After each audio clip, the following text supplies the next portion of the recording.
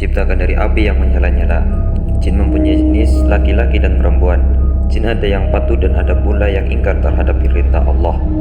Jin yang ingkar dan yang membangkang perintah Allah disebut iblis dan setan. Sedang iblis nenek moyang setan. Penasaran bagaimana Allah menciptakan jin dan apa sifat-sifatnya sebagaimana yang diceritakan oleh Al-Quran? Kita simak dengan apa yang Al-Quran terangkan.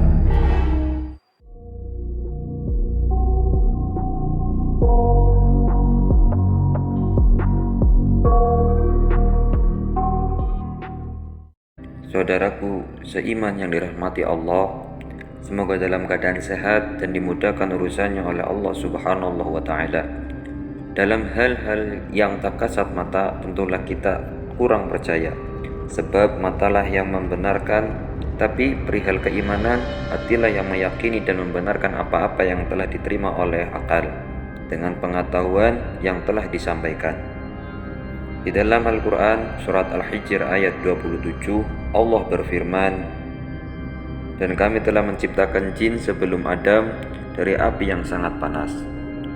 Jin sendiri berjenis kelamin berbeda dengan malaikat. Ada yang patuh dan ada pula yang ingkar. Jin sendiri berbeda terbalik dengan malaikat yang senantiasa patuh atas perintah Allah. Sesuai dengan hadis Nabi bahwa tabiat manusia itu berbeda-beda menurut keadaan tanah yang membentuk dirinya. Maka hal ini dapat dijadikan dalil bahwa tabiat jin itu sesuai dengan tabiat asal kejadiannya.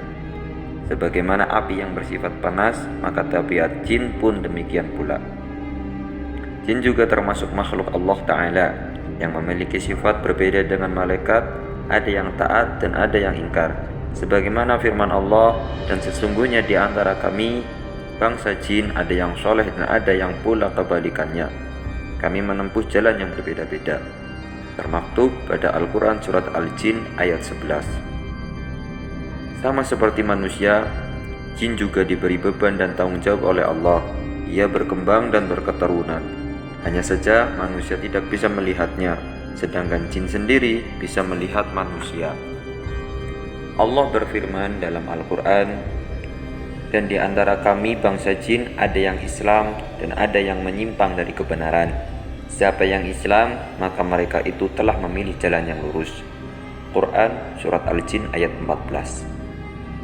Menurut Ibnu Abbas, yang dimaksud dengan jin dalam ayat ini ialah bapak dari segala jin, sebagaimana Nabi Adam alaihi salatu wassalam adalah bapak dari segala manusia, sedangkan iblis adalah bapak dari segala golongan jin meliputi bangsa setan. Semua ciptaannya Allah pasti ada permulaan dan pengakhirannya.